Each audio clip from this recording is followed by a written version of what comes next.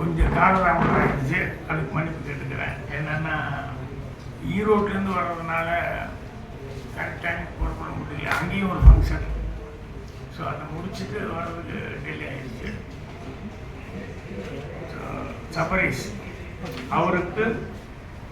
அவருக்காக இவ்வளோ பேரும் வந்து அவருக்கு உறுதுணையாக இருந்திருக்கீங்க. அவருடைய கூட ஒர்க் பண்ண எல்லாத்துக்கும் வந்து எல்லோரும் வாழ்த்து தெரிவிக்கிறதுக்காக இவ்வளோ பேர் வந்திருக்கீங்கிறது ரொம்ப சந்தோஷமாக இருக்குது. ஸோ நானும் அதில் கலந்துக்கிறது ரொம்ப பெருமையாக இருக்குது. முன்னால் பாடினவங்க 2 பேர் ரொம்ப சிறப்பாக பாடினாங்க. அவங்களுடைய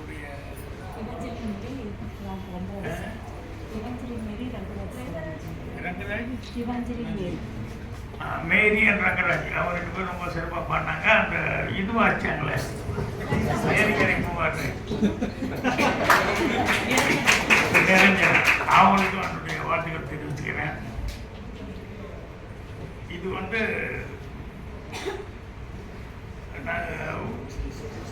சபரி கூப்பிடும்போது வந்து சொன்னார், ஹேண்டிகேப்டு பர்சன் நாங்கள்லாம் சேர்ந்து ஒன்று பண்ணுறோம் அப்படின்னு சொல்லிட்டு.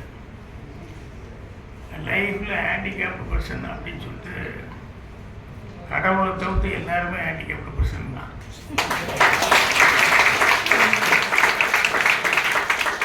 ஏன்னா ஒவ்வொருத்தருக்கிட்டையும் ஒவ்வொரு குறை இருக்கும், ஏதாவது ஒரு குறை. நமக்கு கண்ணுக்கு தெரியுறது மட்டுமே குறை அப்படிங்கிறது அல்ல, கண்ணுக்கு தெரியாத எத்தனையோ குறை இருக்கும். இப்போ பாக்கியராஜன் எடுத்துட்டிங்கன்னா, எனக்கு எங்காவது போனேன்னா இங்கிலீஷில் பேசுங்கன்னா எனக்கு ஒரு குறை, எனக்கு தெரியாது. யாராவது இங்கிலீஷில் பேசுனாங்கன்னா அப்படியே வேறு வேடிக்கை பார்த்துட்டு. என்னென்னா நான் அந்த அளவுக்கு படிக்கலை. ஸோ என்னை பொறுத்த வரைக்கும் அது ஒரு குறை. அதே மாதிரி வந்து இப்போ இசை சம்மந்தப்பட்டது அப்படின்னு சொன்னோம்னா, நானே மியூசிக் டைரக்டர், நானே மியூசிக் பண்ணியிருக்கேன். என்னுடைய பாட்டுகள் வந்து நிறைய பேர் வந்து ஆர்கெஸ்ட்ரெலாம் பாடுவாங்க. ஆனால் இன்ஸ்ட்ருமெண்ட் எனக்கு வாசிக்க தெரியாது. எப்படி நான் மியூசிக் போட்டேன் அப்படின்னா, ஏதோ கடவுளுடைய கிஃப்ட். ஒரு பக்கம் ஏதாவது ஒரு குறை வச்சா கூட, கதவை சாத்தினா கூட ஜன்னல் திறந்து வைப்பார் கடவுள் அப்படின்னு சொல்லுவாங்க இல்லையா, அந்த மாதிரி வந்து எனக்கு இன்ஸ்ட்ருமெண்ட் வாசிக்க தெரியாது. ஆனால் அந்த கேள்வி ஞானம்னு சொல்லுவாங்க இல்லையா, அதை வச்சுக்கிட்டு என்னால் வந்து டியூன் பண்ண முடிஞ்சது.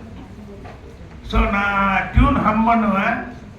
அதை யாராவது வாசிக்கும்போது அவங்க கூட இல்லை கரெக்ட் இல்லை இதுன்னு சொல்லிட்டு அந்த நோட்ஸு கரெக்ட் பண்ணி அதுக்கப்புறம் இதுதான் கரெக்ட் நோட் அப்படின்னு சொல்லிட்டு இது பண்ணுவேன். இப்படி தான் வந்து நான் மியூசிக்கு வந்து கம்போஸ் பண்ணேன். ஸோ இந்த கிரியேஷன் எனக்கு எப்படி வந்தது அப்படின்னு சொல்லி கேட்டால் எனக்கு சொல்ல தெரியாது. ஏன்னா கடவுள் எனக்கு இங்கிலீஷ் தெரியல அப்படிங்கிறது அது ஒரு அஞ்ஞானமாக இருக்கலாம். ஆனால் கேள்வி ஞானத்தில் வந்து எனக்கு பாட்டு போட முடிஞ்சது, அதுக்காக மியூசிக் பண்ண முடிஞ்சது அப்படிங்கிறது வந்து எனக்கு அது ஒரு பெரிய கிஃப்டாக நான் நினைக்கிறேன். அந்த மாதிரி வந்து ஒவ்வொருத்தருக்கும் கடவுள் வந்து ஏதோ ஒரு விதத்தில் வந்து ஏதாவது ஒரு டேலண்ட்டை வந்து கொடுத்துருப்பார். அதனால் நமக்கு இது இல்லை அது இல்லை அப்படிங்கிறது நம்ம எதுவுமே அதை நினைக்கக்கூடாது. அதை விட இது இருக்குது அப்படிங்கிறத வந்து ட்ரஸ்டாக நம்ம திங்க் பண்ணாலே அது ஒரு பெரிய பாயிண்ட். அதனால் எப்பவுமே எல்லாருமே ப்ளஸ்ஸை மட்டுமே நம்ம கடவுள் என்ன கொடுத்துருக்காரு அப்படிங்கிறது அதை மட்டுமே திங்க் பண்ணுவோம். அதை திங்க் பண்ணாலே அதை நம்ம வந்து டெவலப் பண்ணிக்க முடியும். இப்போ சபரி வந்து இது மாதிரி ஒரு ப்ரோக்ராம் வந்து ஒன்று ஃபிக்ஸ் பண்ணியிருக்காரு அப்படின்னு சொன்னோம்னா, அது வந்து என்னென்னா அவருடைய குறையை வந்து அவர் மைண்டில் வச்சுக்காம இதை வந்து நம்ம எப்படி அது ஒரு நிறையா பண்ணிக்க முடியும் அப்படின்னு சொல்லிட்டு அவர் கஷ்டப்பட்டதுனால தான் இப்படி ஒரு ஃபங்க்ஷனுக்கு வந்து ரெடி பண்ண முடியுது. ஸோ இதில் வந்து பெண்கள் சம்மந்தப்பட்டது தான் மெயின் இல்லையா, அதுக்கு தான் இம்பார்ட்டன்ட் கொடுத்து அந்த ஃபஸ்ட்டு பாட்டு பாடும்போது கூட பெண்கள் சம்மந்தப்பட்ட மாதிரி அந்த லைன்ஸ் எல்லாம் கூட அந்த மாதிரி பண்ணியிருந்தாங்க. அதனால் பெண்கள் மட்டுமில்லை, எல்லாருமே லைஃப்பில் ஹியூமானிட்டி அப்படிங்கிறது என்னன்னா எல்லாருமே லைஃப்பில் வந்து நல்லா வரணும். அதில் என்னென்னா பெண்களை வந்து கொஞ்சம் அவளுக்கு ஒரு முன்னுரிமை இல்லாமல் கொஞ்சம் காலமாக இருந்தது. இப்போ எல்லாத்துக்குமே அவங்களுக்கு அந்த உரிமைகள் எல்லாமே வந்துடுச்சு. அதனால் பெண்கள் எல்லாமே செய்ய முடியும் அப்படிங்கிற ஒரு சூழ்நிலை வந்து உருவாகிறதுனால இப்போ மியூசிக் வந்து எப்படி இதை வந்து இவங்க இது பண்ணுறாங்க அப்படின்னு சொல்லும்போது அந்த மியூசிக் மாதிரியே வந்து பெண்கள் வந்து எல்லா விஷயத்துலையும் நிறைய பேர் வந்திருக்காங்க. இப்போ நான் என்னோட சின்ன வீடு அந்த படம் அதில் வந்து விஜயலட்சுமி கேமராமேன் அவர் வந்து பிஆர் பந்தலுடைய டாக்டர். ஸோ அந்த பொண்ணுக்கு வந்து ஃபஸ்ட் டைம் வந்து கேமரா உமன் அப்படின்னு சொல்லிட்டு அந்த வாய்ப்பு நான் வந்து கொடுத்தேன். என்னென்னா அசோக் குமார் ஒர்க் பண்ணும்போது நான் கவனித்தேன், இந்த பொண்ணுனால கண்டிப்பாக கேமரா ஹேண்டில் பண்ண முடியும், அவங்க சான்ஸ் கொடுத்தா நல்லா செய்வாங்க அப்படின்னு சொல்லிட்டு. அதுக்கப்புறம் வந்து அந்த சின்ன வீடு படம் பண்ண உடனே அவங்க பெரிய லெவலில் வந்து பேசப்படுற அளவுக்கு வந்தாங்க. இன்றைக்கி இந்த சரிகமா அந்த கன்சர்ன் இருக்கு இல்லையா, மியூசிக் கன்சர்ன், அதுக்கு மெயின் இன்சார்ஜே வந்து அந்த விஜயலட்சுமி தான்.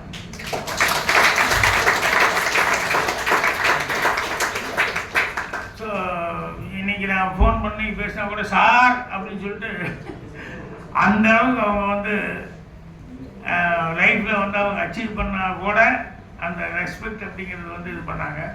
ஸோ எனக்கு என்ன அது ஒரு சந்தோஷம் பெருமை அப்படின்னு சொன்னால், இந்த பொண்ணை வந்து யார் ஐடென்டிஃபை பண்ணாங்க இல்லையோ, நான் ஃபஸ்ட் டைம் ஐடென்டிஃபை பண்ணி இந்த பொண்ணுக்கு வந்து சின்ன வீடு படத்தில் வந்து சான்ஸ் கொடுத்தேன் அப்படிங்கிறது எனக்கு ரொம்ப ஹாப்பியாக. அதே மாதிரி அந்த பொண்ணுவோடையே வேலை பார்த்துருந்தாரு இன்னொருத்தர். அவருக்கும் வந்து எக்கசன் ராஜா வந்து ராஜ்பிரீத்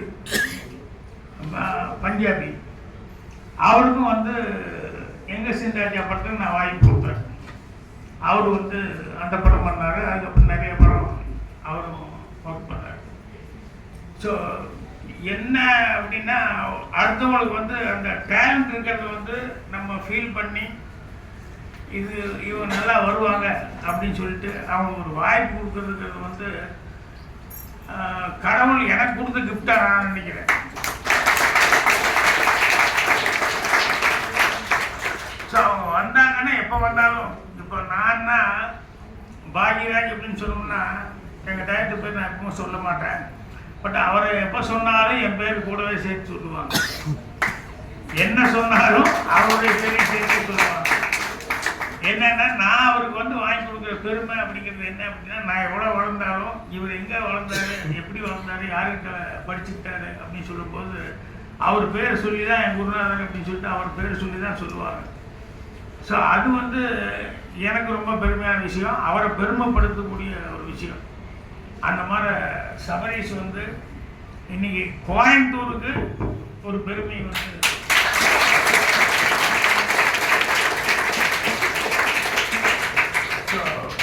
ஹேண்டிகேப்னு யாரும் கிடையாது, அவங்ககிட்டயும் ஒரு திறமை இருக்குது.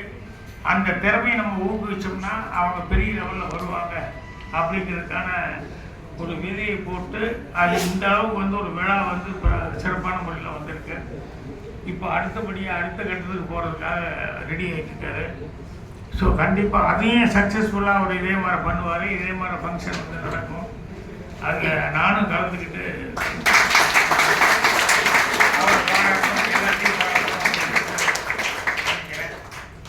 ஸோ இதில் முதல்ல நான் சொன்ன மாதிரி யாருக்கும் எந்த குறையும் வந்து அது ஒரு பெருசாகவே யாரும் நினைக்காது. ஏன்னா எல்லாத்துக்கும் ஏதாவது ஒரு சின்ன குறை மனுஷன்னு பொறுத்த ஒரு குறை இருக்கு, இல்லாமல் இருக்காது.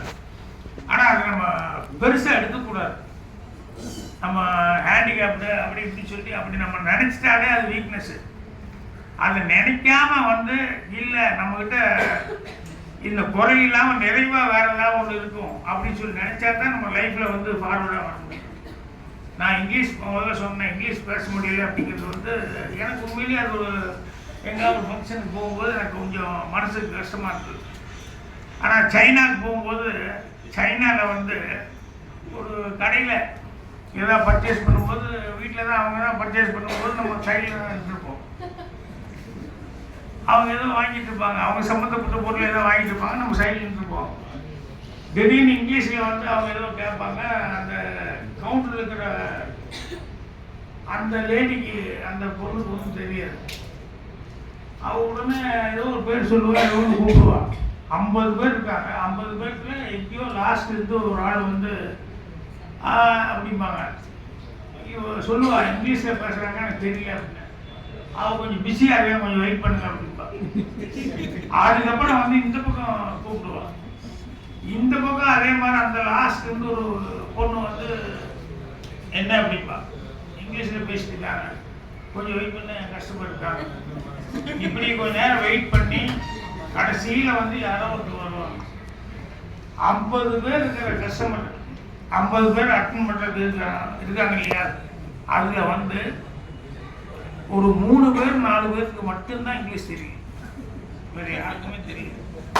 ஆனால் அந்த 3-4 பேர் மட்டும் வச்சுக்கிட்டு அவ்வளோ பெரிய கடையை நடத்துகிறாங்கன்னா எப்படி நடத்த முடியும்?